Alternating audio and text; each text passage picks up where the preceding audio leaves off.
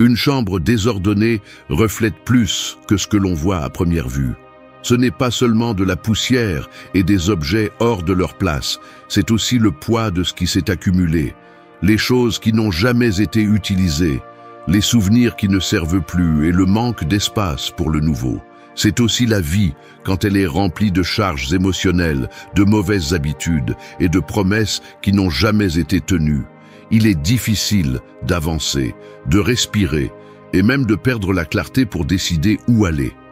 Ranger sa vie n'a rien à voir avec l'apparence ou la perfection, mais avec la survie.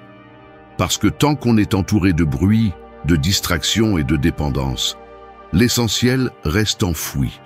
Le stoïcisme l'a compris comme peu d'autres. La liberté n'arrive pas en ajoutant plus, mais en se débarrassant de l'inutile. Elle n'apparaît pas quand tout est calme à l'extérieur, mais quand l'esprit se renforce pour résister à n'importe quelle tempête. Cette vidéo ne cherche pas à embellir avec des mots doux ni à donner des conseils faciles à oublier. Ici, on parle sérieusement, avec la dureté de la réalité et avec la clarté qui dérange, parce que c'est la seule chose qui réveille. Si la vie semble lourde, si les heures se perdent sans direction et que le vide continue de grandir, alors il est temps de prendre des décisions fermes. Ce que vous entendrez ensuite ne sont pas des formules magiques, mais des stratégies stoïciennes pratiques qui exigent discipline, courage et détermination. Des stratégies qui, si elles sont appliquées avec conviction, ordonneront l'esprit, libéreront le cœur et rendront le contrôle de votre chemin. Ici commence ce processus que vous pourrez contrôler. 1. Récupérer la liberté intérieure. Marcher dans un marais avec des chaînes attachées aux chevilles est l'équivalent de vivre piégé par les vices, les impulsions et les habitudes automatiques. Chaque pas devient lent, épuisant, et même si la sortie est proche, on n'avance jamais parce que ce que l'on traîne pèse plus que la volonté de sortir. C'est la réalité de beaucoup de personnes qui croient être libres, mais qui sont en réalité prisonnières de ce qu'elles répètent sans réfléchir. Parler de liberté intérieure n'est pas un discours philosophique qui reste dans les livres, c'est un appel à couper ces chaînes invisibles qui déterminent chaque décision et chaque échec. Les stoïciens comprenaient que la véritable esclavage n'était pas celui imposé par les autres, mais celui que l'on accepte soi-même en cédant sa volonté aux désirs et aux impulsions. Aujourd'hui, cet esclavage se déguise en addiction au téléphone, à la consommation excessive, aux besoins d'approbation ou aux petits plaisirs qui semblent inoffensifs, mais qui minent peu à peu la discipline. Chaque fois qu'un acte automatique est répété, sans se demander s'il apporte ou détruit, on cède un peu plus de contrôle à quelque chose d'externe. Le problème n'est pas de profiter, mais de dépendre. Et la dépendance transforme toujours en esclave. Récupérer la liberté intérieure commence par l'acte de s'arrêter et d'observer avec honnêteté. Quelle habitude te gouverne? Quelle impulsion s'empare de ton esprit lorsque tu essaies de te concentrer? Cela peut être l'urgence de vérifier les notifications, le besoin de donner son avis dans des discussions inutiles, l'habitude de manger sans avoir faim ou de dépenser ce que l'on n'a pas. Tous ces gestes répétés s'accumulent jusqu'à modeler un style de vie qui éloigne du but. Les stoïciens enseignaient que se maîtriser soi-même est le plus grand des pouvoirs, et que sans cette conquête personnelle, il n'y a pas d'ordre ni de clarté possible. Le contrôle se récupère en affrontant de front ce qui gouverne dans l'ombre. Il ne suffit pas de le reconnaître, il faut le couper avec fermeté. Cela signifie remplacer les impulsions par des décisions conscientes. Si la main va seule vers l'écran, arrête-toi, respire et choisis une autre action. Si la routine te pousse à faire les mêmes erreurs, romps le schéma avec un changement immédiat. N'attends pas de te sentir prêt, car le confort ne sera jamais un allié dans ce processus. Le stoïcisme enseigne que la discipline ne se discute pas, elle s'exerce. Chaque jour est un entraînement où l'on décide si l'on sera maître de soi-même ou si l'on cédera le contrôle à des caprices. Récupérer la liberté intérieure implique aussi d'accepter l'inconfort. Il ne s'agit pas de chercher la souffrance, mais de comprendre que l'effort et la résistance font partie de la construction du caractère. Celui qui apprend à résister à la tentation aujourd'hui sera capable de supporter de plus grandes épreuves demain sans se briser. L'esprit a besoin de se renforcer tout comme un muscle, et cela nécessite de la constance. Chaque petit acte d'autocontrôle est une victoire silencieuse qui, additionnée, construit la véritable indépendance. La liberté dont parlent les stoïciens n'est pas de faire ce que l'on veut sans mesure, mais d'avoir la capacité de choisir ce qui est juste, même quand c'est difficile. C'est se lever tôt quand la paresse crie le contraire. C'est garder son calme quand la colère pousse à perdre le contrôle. C'est choisir le silence quand la langue veut déchaîner du venin. C'est renoncer à la facilité pour conquérir l'essentiel. C'est être libre, car personne qui dépend d'une impulsion peut dire qu'il a le contrôle de sa vie. Si tu veux vraiment mettre de l'ordre, commence par récupérer cette liberté. 2. Lâcher ce qui n'apporte rien. Accumuler l'inutile est comme remplir un sac à dos avec des pierres que l'on n'utilisera jamais. Au début, on a l'impression que cela ne pèse pas tant que ça. Mais à chaque pas, le corps se courbe, la respiration devient courte et l'énergie est consommée à porter l'inutile plutôt qu'à avancer léger. La vie est pleine de ces pierres invisibles, des objets dont on n'a plus besoin mais que l'on garde par habitude. Des relations que l'on maintient par peur de lâcher prise, des émotions que l'on répète en silence, bien qu'elles ne construisent rien. Et le pire, c'est que la plupart des gens continuent à marcher avec ce poids, croyant que la fatigue et le manque de force sont normaux. Le stoïcisme est clair à ce sujet. Tu ne peux pas te concentrer sur ce qui compte si tu es toujours entouré de ce qui te gêne. Quand tu gardes ce qui n'ajoute rien, tu lui donnes de la place dans ton esprit, dans ton énergie et dans ton temps. Chaque chose que tu conserves sans raison devient un rappel constant que tu n'as pas encore appris à te détacher. L'accumulation n'occupe pas seulement des tiroirs et des étagères, elle remplit aussi la tête de bruit, car chaque objet, chaque lien forcé et chaque pensée inutile devient une ancre qui empêche d'avancer vers ce que tu désires vraiment. Lâcher prise ne signifie pas mépriser ce qui a eu de la valeur à un moment donné, cela signifie reconnaître qu'il a déjà rempli son rôle. Le livre que tu as déjà lu et qui ne fait que prendre la poussière, l'amitié qui a cessé de te nourrir il y a des années, la culpabilité que tu continues de porter bien que l'erreur soit dans le passé, tout cela est un fardeau inutile. S'accrocher à l'inutile, c'est comme essayer de ranimer quelque chose qui est déjà terminé. Et cette résistance à lâcher prise consomme plus d'énergie que l'acte même de laisser aller. Le stoïcien comprend que la clarté vient du vide, pas de la saturation. Ce n'est que lorsque l'espace intérieur est nettoyé que l'on peut voir clairement ce qui compte vraiment. Si l'esprit est plein de ressentiments, de conversations en suspens ou de souvenirs douloureux, il n'y aura pas de place pour de nouvelles expériences ou pour la paix. C'est pourquoi lâcher prise n'est pas une faiblesse, c'est un acte de force, car il exige de faire face à la peur de se retrouver sans rien et de découvrir que, en réalité, l'essentiel a toujours été là. Pratiquer le détachement au quotidien est un exercice de discipline. Commence par le plus simple. Examine ce que tu as dans ton environnement physique et demande-toi si tu l'utilises vraiment ou si tu le conserves par habitude.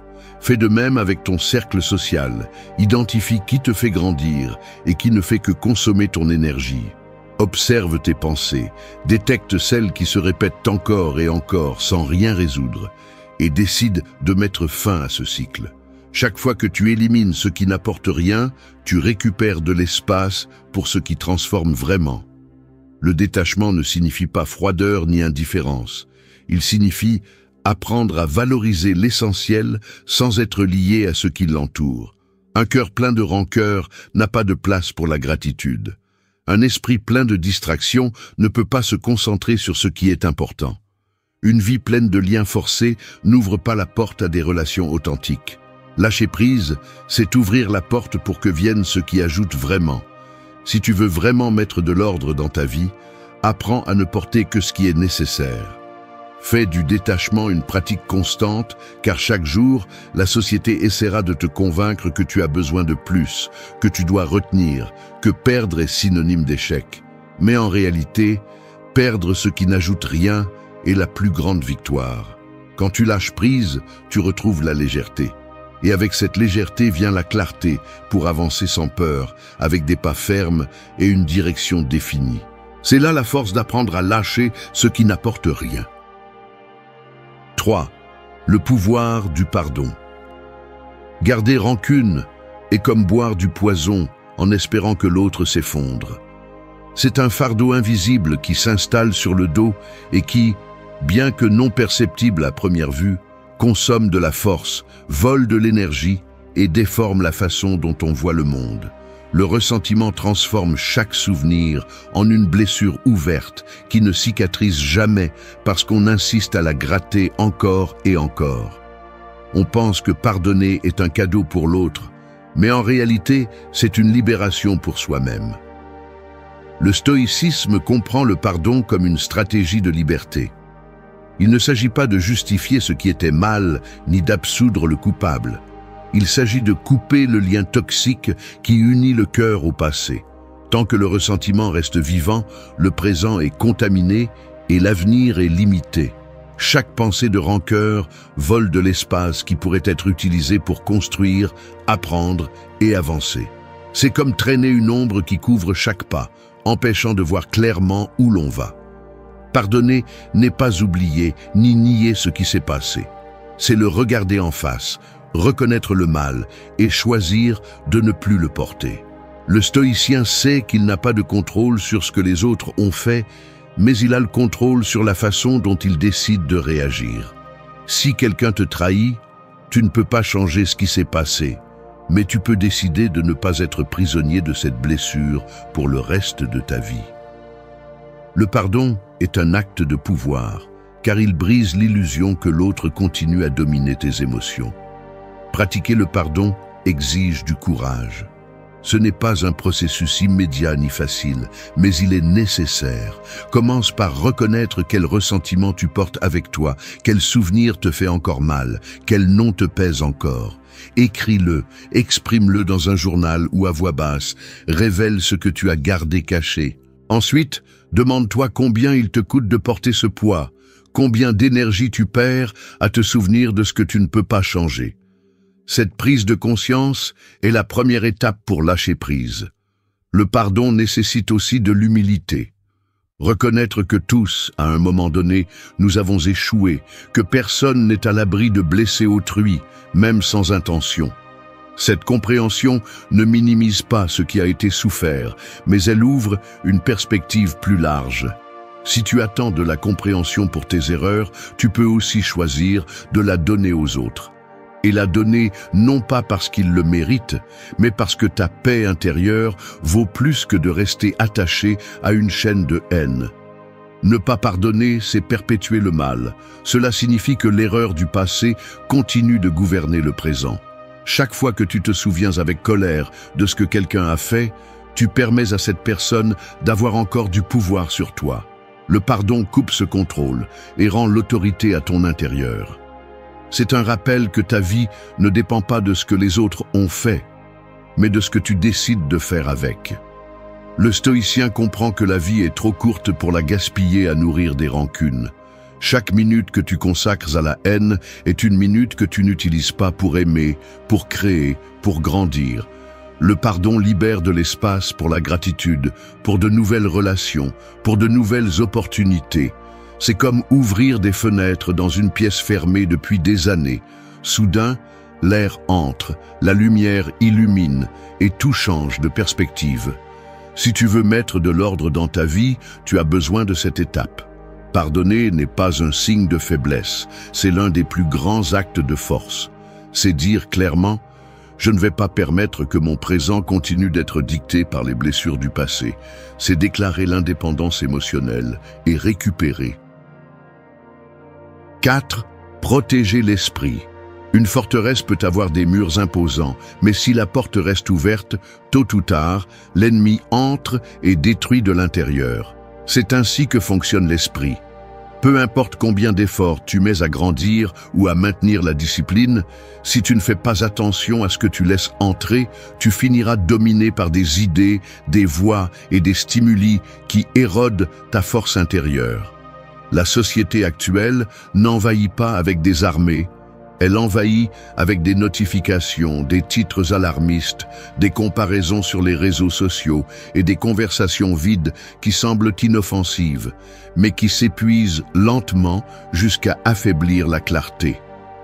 Le stoïcisme enseigne que protéger l'esprit est un devoir aussi important que de prendre soin du corps.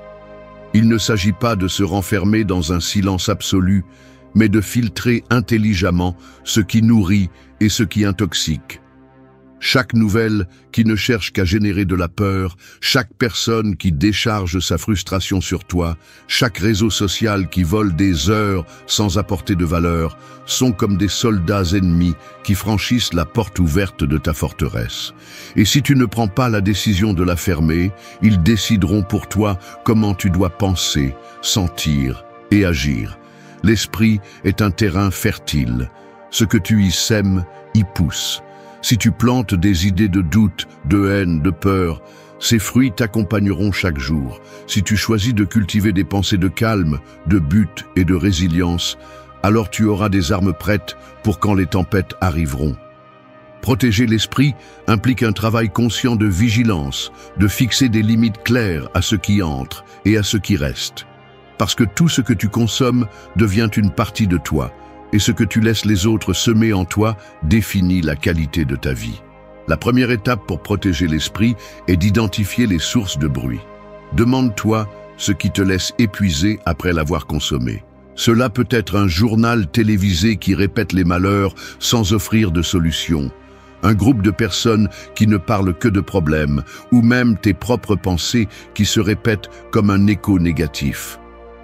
Reconnaître ces fuites d'énergie est essentiel pour commencer à les fermer. La clarté n'émerge pas sur un terrain contaminé, elle émerge lorsque la terre est nettoyée de tout ce qui empêche de grandir. La discipline stoïcienne propose de choisir ce qui renforce. Consacrer du temps à des lectures qui nourrissent, à des conversations qui ajoutent, à des moments de silence qui ordonnent le chaos interne. Tout ce qui brille n'est pas utile. Et tout ce qui divertit ne vaut pas la peine. Nous vivons à une époque où n'importe qui peut crier sur la place publique virtuelle, et si tu ne filtres pas, tu finiras par porter des opinions étrangères comme si elles étaient tes propres vérités. Choisis fermement quelles voix tu permets en toi et lesquelles tu rejettes sans culpabilité. Protéger l'esprit, c'est aussi apprendre à dire non. Non à la discussion qui ne mène nulle part, non à la provocation qui cherche à t'entraîner, non à l'addiction déguisée en distraction. Chaque non que tu prononces clairement est un mur qui se dresse dans ta forteresse intérieure. Et plus ces murs sont solides, plus il sera difficile pour l'extérieur de décider de ta paix. Le stoïcien ne cherche pas à échapper à la réalité, mais il ne se soumet pas non plus à elle comme un esclave. Il apprend à utiliser des filtres et comprend que prendre soin de l'esprit, c'est protéger la racine de toute action. Celui qui néglige son esprit perd la bataille avant de la commencer. Celui qui le protège conserve la capacité de choisir même au milieu du chaos. Et c'est là que réside la véritable liberté.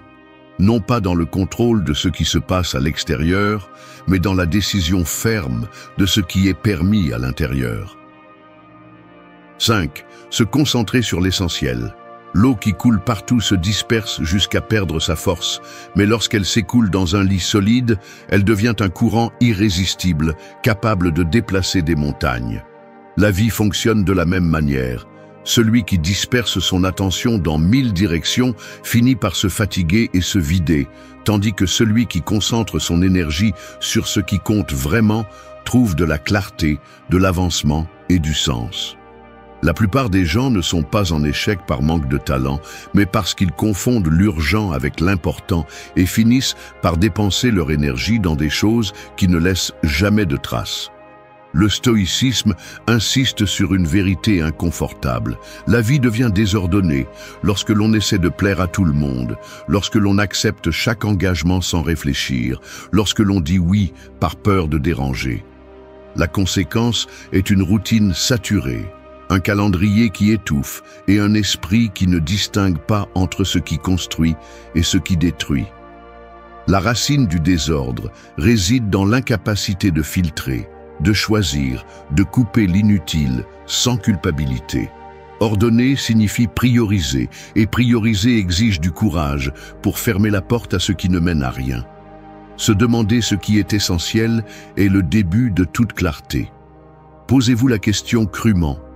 Quelles activités vous rapprochent vraiment de la vie que vous désirez? Quelles relations renforcent et lesquelles vous épuisent? Quelles conversations construisent et lesquelles drainent simplement votre énergie? La sincérité dans ces réponses est ce qui fait la différence entre vivre concentré ou vivre perdu dans les distractions. Celui qui ne définit pas les priorités devient l'esclave des demandes des autres, donnant ses heures à l'étranger, tandis que ses propres rêves pourrissent en attente. Se concentrer implique d'apprendre à dire non sans peur. Non aux demandes qui volent votre temps. Non à la comparaison qui vous freine, non à l'obligation déguisée en engagement. Chaque non que vous prononcez est une déclaration de liberté, et chaque oui que vous réservez pour l'essentiel est un pas vers la vie que vous voulez construire. Lorsque vous concentrez votre énergie sur quelques actions profondes, la dispersion disparaît et avec elle s'en va la fatigue inutile. Elle est remplacée par une force dirigée, propre, capable de transformer en résultat réel ce qui n'était auparavant que des tentatives dispersées. Le stoïcien sait que le temps est la ressource la plus précieuse et que le gaspiller est la façon la plus silencieuse de ruiner sa vie. Se souvenir de la mort, comme il le conseillait, n'est pas un exercice morbide, c'est une alarme constante qui dit « Ne dépensez pas tout dans le trivial, car chaque jour compte ». La conscience de la brièveté de la vie oblige à couper avec le superflu, avec le besoin de paraître, avec l'urgence de prouver. Ce qui compte vraiment n'a pas besoin de bruit, il se reconnaît en silence et se cultive avec constance. Pour l'appliquer, commencez par un exercice simple. Écrivez chaque matin 3 choses qui méritent vraiment votre énergie et engagez-vous à les faire avant d'ouvrir la porte à toute distraction. Examinez à quoi vous consacrez vos heures et éliminez ce qui ne porte pas de fruits. Comprenez la différence entre bouger sans arrêt et avancer avec direction, car ce n'est pas la même chose. Il y a ceux qui passent la journée à courir après des tâches inutiles, et il y a ceux qui, avec quelques actions conscientes, changent leur destin. Se concentrer sur l'essentiel est ce qui donne de l'ordre à la vie. Il ne s'agit pas de faire plus, mais de faire ce qui est juste avec toute votre force. Lorsque vous choisissez ce qui a de la valeur et que vous rejetez le reste, vous retrouvez la clarté, la paix et le but. C'est la stratégie stoïcienne qui fait la différence. 6. Nettoyer l'esprit quotidiennement. Un bureau plein de papier, de tasses vides et de poussière accumulée finit par devenir un espace impossible pour se concentrer.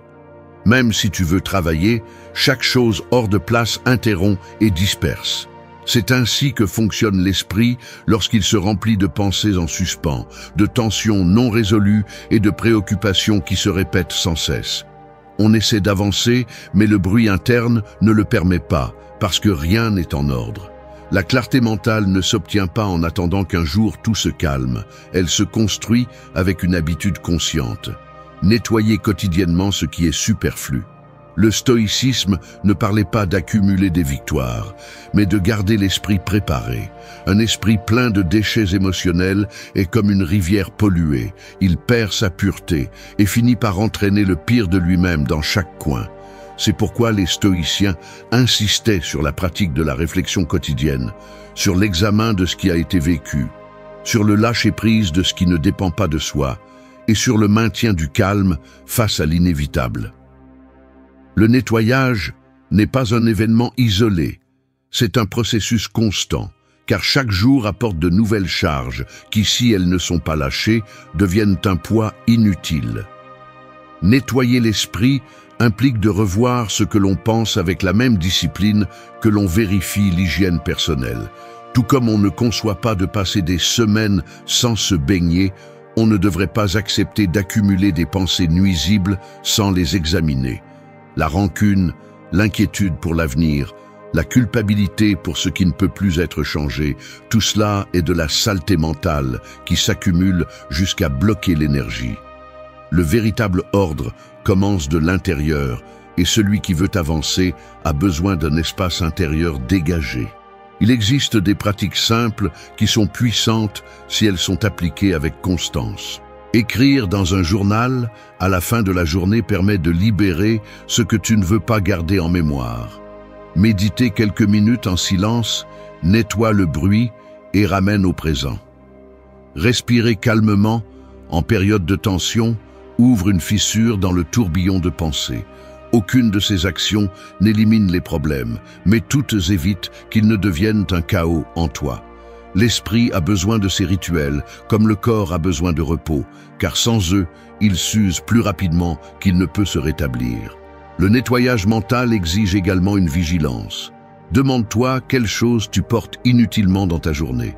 Est-ce vraiment la peine de penser 10 fois à cette dispute? Est-ce utile de tourner en rond sur une erreur qui est déjà passée? Qu'y a-t-il à gagner à se souvenir de ce qui te fait mal si tu n'es pas prêt à le transformer? Ces questions ne cherchent pas à nier les émotions. Elles cherchent à les ordonner, à les mettre à leur place et à éviter qu'elles n'envahissent chaque espace de ton intérieur. Le stoïcien ne réprime pas, mais il ne se laisse pas non plus emporter. Il observe, reconnaît et décide ensuite de lâcher prise. Un esprit propre devient un terrain fertile pour la clarté et l'action.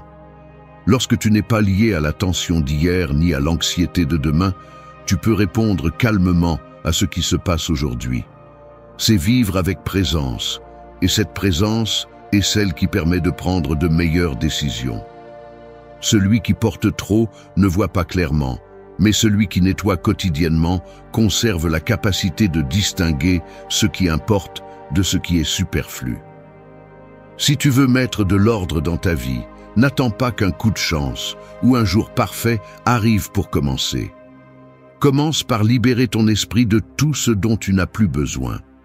Fais de l'habitude de nettoyer un rituel indispensable, comme te laver les mains ou te reposer en dormant, parce que seul celui qui prend soin de ce qu'il pense a la force. 7. Se reconnecter avec la nature et la simplicité. Un arbre n'a pas besoin de décoration pour être majestueux. Il n'a pas besoin de bijoux ni d'artifices, juste de grandir fermement vers le ciel avec des racines profondes dans la terre. La grandeur de la nature réside dans sa simplicité, dans cette façon de nous rappeler que l'essentiel a toujours été à portée de main, même si nous l'avons oublié entre les écrans, le bruit et la précipitation. L'être humain, dans son obsession d'accumuler et de compliquer, s'est éloigné de cette source d'équilibre. Il vit entouré de choses qui promettent le bonheur et finit par perdre ce qu'il y a de plus précieux, la capacité de se sentir comblé par la simplicité. Le stoïcisme comprenait que la nature n'est pas seulement un décor, c'est une enseignante silencieuse. Observez comment le soleil se lève chaque matin sans demander la permission, comment les rivières coulent sans s'arrêter ou comment la graine brise la terre pour devenir vie, est une leçon de constance, de patience et de clarté. Se reconnecter à ce rythme naturel aide à organiser l'esprit, car il rappelle que tout ne dépend pas de la volonté humaine et que l'essentiel n'est jamais compliqué. La vie simple est aussi la vie la plus profonde, car elle élimine les décorations inutiles et laisse ce qui soutient vraiment. Se reconnecter à la simplicité ne signifie pas renoncer à tout ce qui est matériel. Cela signifie apprendre à apprécier l'essentiel. Respirer calmement, marcher en plein air, observer un lever de soleil ou partager en silence avec quelqu'un de vrai sont des expériences qui redonnent de la perspective. Le bruit social fait croire que le bonheur se trouve dans la grandeur, dans le visible, dans le cher. Mais la clarté apparaît dans l'opposé, dans ce qui n'a pas besoin de masque ni d'excès. Lorsque vous parvenez à ressentir la paix dans le minimum, vous récupérez un pouvoir qu'aucune crise externe ne peut vous enlever. Le détachement se renforce également au contact de la nature. Marcher entre les montagnes ou s'asseoir face à la mer rappelle combien nous sommes petits et combien il est inutile de s'accrocher à ce qui est superflu. Cette expérience d'insignifiance n'est pas humiliante, elle est libératrice. Parce que si vous comprenez que vous faites partie d'un tout plus grand, que votre temps est limité et que l'extérieur est hors de votre contrôle, alors vous choisissez mieux comment vivre. Le stoïcien trouvait dans la nature non seulement du calme, mais aussi un guide sur comment accepter l'inévitable avec sérénité. Pratiquer la simplicité exige un acte conscient de couper ce qui intoxique. Moins d'objets que vous n'utilisez pas, moins de conversations qui n'apportent rien, moins de complications créées par le besoin de paraître. La société moderne vend l'idée que posséder plus est égal à vivre mieux, mais l'expérience prouve le contraire. Plus vous accumulez, plus vous dépendez, plus vous vous chargez, moins vous profitez. Le véritable ordre émerge lorsque vous décidez de revenir à l'essentiel et découvrez que la paix n'est pas dans ce qui manque, mais dans ce que vous avez déjà. La reconnexion avec la simplicité peut aussi devenir un rituel quotidien. Marchez pieds nus quelques minutes, éteignez l'écran pour contempler le ciel nocturne. Remerciez un verre d'eau fraîche comme si c'était un trésor, parce qu'en réalité c'est le cas. Ces actes minimes, répétés avec conscience, redonnent au corps et à l'esprit une sensation de calme que rien d'artificiel ne peut remplacer. La vie ordonnée ne se construit pas en accumulant, elle se construit en lâchant prise et en appréciant les petites choses et les détails, quels qu'ils soient.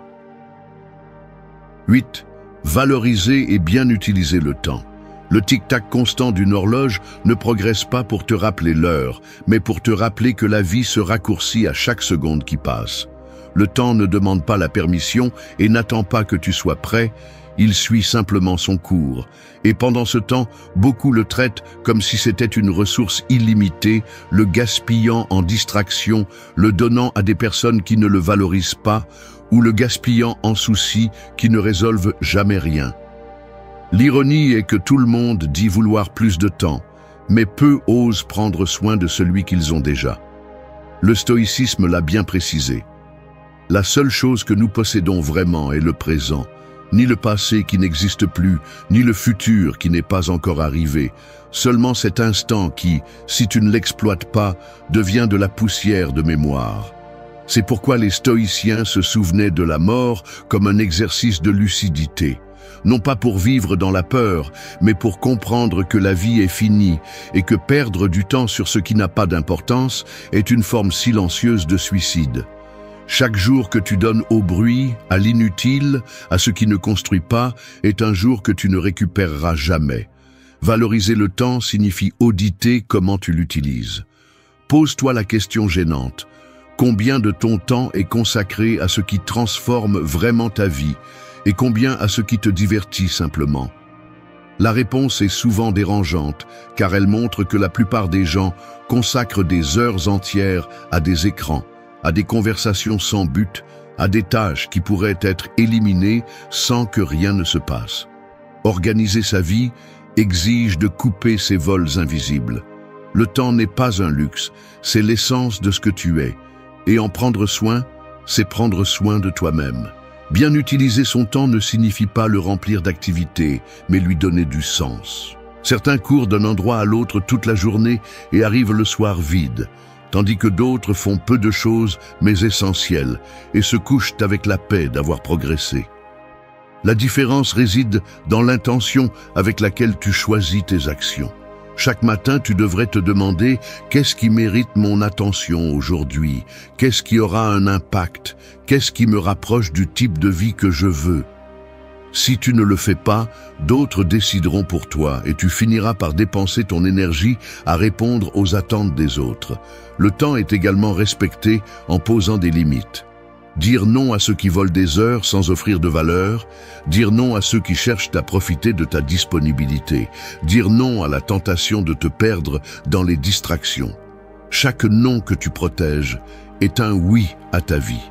Et chaque fois que tu priorises l'important, Même si cela dérange, tu récupères un fragment de liberté.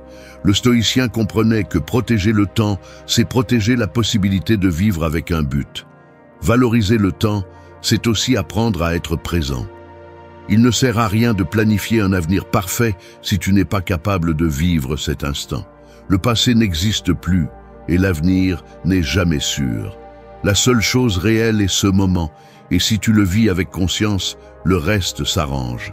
C'est la véritable richesse, non pas la quantité d'heures que tu as, mais l'intensité et la clarté avec lesquelles tu les utilises. Si tu cherches de l'ordre, commence par ton calendrier interne. Arrête de te tromper en pensant qu'il y aura toujours un demain. La vie se consomme aujourd'hui et ce que tu fais avec cette journée définit la direction de tout ce qui vient. Utilise ton temps comme un guerrier qui défend ce qui est sacré, car chaque minute est vie, et la perdre sans sens est la plus grande défaite. Merci d'être resté jusqu'à la fin de la vidéo. Si vous avez tout vu, commentez « Je suis stoïcien » comme notre signe secret, indiquant que vous êtes un véritable apprenant du stoïcisme. N'oubliez pas de vous abonner et de liker la vidéo si elle vous a plu. Rendez-vous dans la prochaine vidéo et rappelez-vous, continuez à cultiver votre esprit stoïque.